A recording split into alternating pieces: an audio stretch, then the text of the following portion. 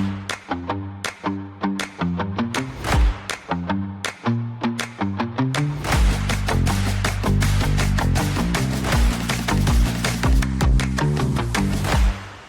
everyone, I'm Sophie Milburn, editor of the MSP Channel Insights portfolio, and today I'm joined by Dan from GTIA. So, Dan, could you introduce yourself, your role at your company, and a bit about the company itself?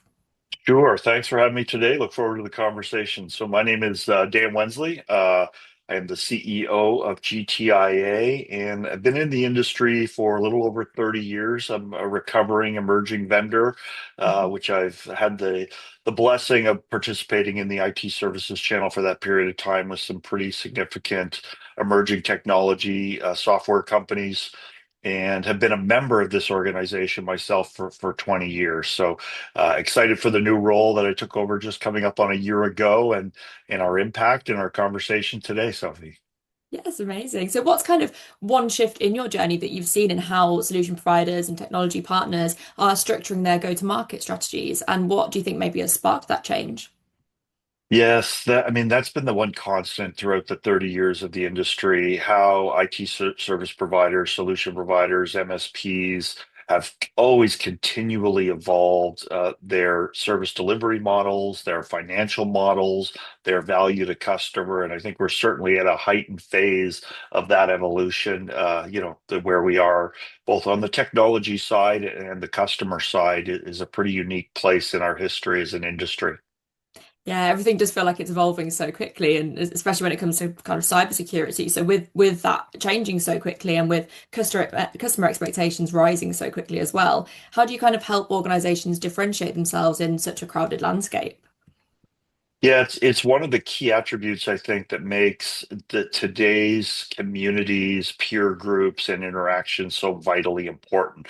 The pace of change, I think everybody would agree to, and all the hundreds of conversations I've had this year Mm. with both IT service providers and the innovation coming out of the vendor community and new vendors, and a lot of what the end customer is expecting.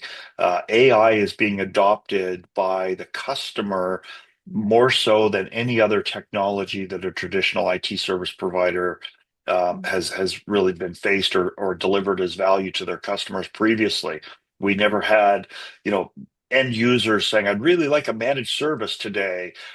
Certainly, cloud was their first entry into understanding the technology and adopting it ahead of the MSP, but AI, I think, has expanded that greatly. So the need and opportunity and requirement to come together and have these conversations as a community, I think, is certainly heightened. Yeah, and I think there's fears as well. I think there's so much because there's so much change. There's also a lot of fear that comes with that. So people want that reassurance that maybe can't necessarily always be given, but um, Sure has. Yeah, I totally agree. It's changes, I've always said, is the hardest thing to sell and the hardest thing to implement. And when that rate of change is accelerating, I think the challenges are doubled or certainly increased. yeah. And when we look at some of those kind of challenges and hurdles, when you see organizations trying to adopt the new technologies, how do you kind of work towards supporting people overcome those? Yeah, so our role as the Global Trade Association and industry community is to foster those conversations, is to bring both emerging technologies and established technologies who are putting now AI automation into their tools together with the community. That's what's benefited me as being a member of this association over the last 25 years, as I was in emerging technologies, as I was learning not only feedback from the market from the industry but collaboration with the other vendors and industry experts really helped accelerate our business and therefore accelerated the satisfaction and the adoption by the IT service providers themselves and ultimately everybody ended up in a great place. But as we've touched on a couple times already with the innovation around AI, that pace of change is changing. So what we can do is to build a foundation for those conversations to happen in a very meaningful, organic, and agnostic way. We're here for the industry. We're not here to promote or accelerate any specific brand, but other than to give those brands those opportunities and the IT service providers the ability to come together and collaborate and communicate and learn from each other. Yeah, and like you said, communication is such a massive part of that and collaboration. So with that kind of comes, training and enablement as well. And why do you think those things are critical for long-term success? Yeah, I've always considered, even for again for myself, being a student of this industry, the uniqueness of our industry because it is based on technological advances, Mhm. technology, innovation. Mhm. Our need as an industry to come together and communicate, I think it exceeds, many others that you could name, who have great peer groups and great communication structures. But there's a uniqueness to the technology industry and specifically the channel where it's one remove. You've got the vendors and then the MSPs and the ITSPs who are trying to adopt those stack and those technologies to deliver down to the SMB. It's an incredibly unique environment that Mhm. really does foster for even competitors to collaborate and communicate and come together. And that's unique in our industry. When you look at thousands of IT service providers coming together at events, what you'll notice is they're the ones who are sitting down and collaborating and sharing best practices and profitability models and stack operational conversations. Where else does that happen in an industry where every other competitor is holding their cards to the chest and say, I'm not going to share. Ours is unique, and that's what I've loved about this industry over the last 30 years. Yeah, I was really surprised by that because I'm quite new to the industry. So coming to see we do quite a few events and things like that. And yeah, I was very surprised by the collaboration, but it's always really nice to see. It is. Yeah. But like you said, collaboration is more important now than it kind of ever has been before with how quickly things are changing. So how do you kind of foster deeper partnerships or alliances that deliver measurable values for kind of all parties involved? Yeah, that has been the challenge for the new GTIA as we came out of the asset sale of the former CompTIA assets and reestablished GTIA as the Global Industry Trade Association. We set out some pretty clear goals for this new membership organization.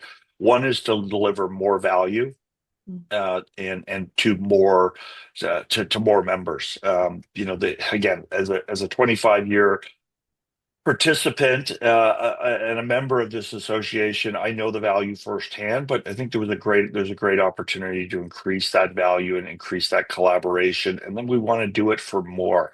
The mandate of the former association was not necessarily growth. It was great value because again, I realized that for myself and the businesses that I ran, but growth wasn't at sort of the forefront. It is for us today.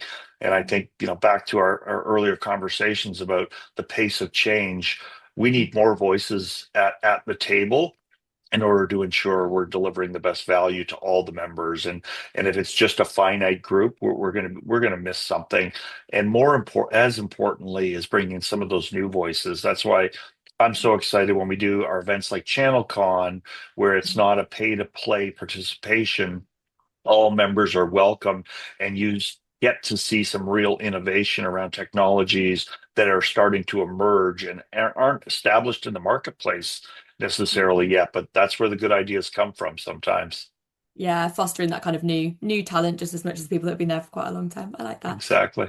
Alongside that, what kind of other, trends or opportunities do you think will shape the channel coming up, and what are you kind of excited about? Oh, there's so many. I mean, certainly, and obviously, we'll get to AI because that's going to be the list of where it's impacting every aspect of our industry, of our daily lives. I hosted an AI panel just a couple of weeks ago in Ireland, and we talked about AI's impact. And the joke was, hey, I was at the Consumer Electronics Show in Las Vegas to kick off the year, and I found a robot vacuum that can now do your taxes. It's incredible to see how AI is impacting every aspect of the industry. Um, but I think most importantly, it is the customer that is changing more readily than we've seen. They are savvy enough to be adopting AI inside their organization and not saying, wow, this is technology I need to go consult with my MSP necessarily. It is so readily available that this is where MSPs specifically have to get very proactive, say, I'm here to help. I'm here so that you understand the potential cybersecurity risks around AI, the exposure of data that it could represent. Yeah. And that we need to play a leading role. And typically we've been able to do that so because we've been ahead of the curve and it's been, very obtuse to the end user of what these technologies are. That has changed. And they are going out and adopting, all of these great technologies without maybe realizing the full scope. And this is where MSPs can play a critical role. So collaboration, communication, focus on customer success, making sure you're at the forefront of those conversations is important now, more important, I think, than ever, because we could lose that sort of secret sauce in value that the IT service providers have traditionally brought to the market. Yeah, and a lot of education to come, I think, for everyone involved. Sure is. But thank you so much for your time today. That's all of my questions. I appreciate it. Thanks for the conversation.